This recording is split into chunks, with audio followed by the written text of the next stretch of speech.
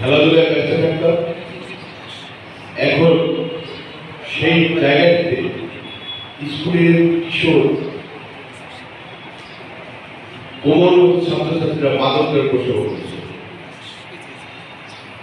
এটা শুনতে খারাপ লাগে, কিন্তু এটাই বাস্তবতা।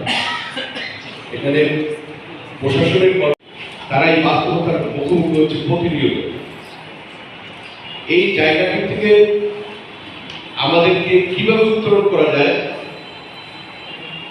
রাজনৈতিক নেতাদের ব্যর্থতা, পাশাপাশি বিভিন্ন প্রতিষ্ঠানের ব্যর্থতা। আজকে স্কুলের ছাত্রছাত্রীদের মাঝে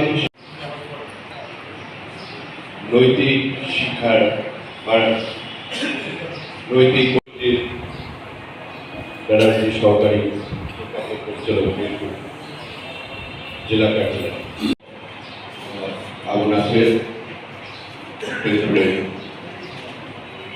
সুপার গল্প পরিচালক, মন্দির ব্যক্তির শিশু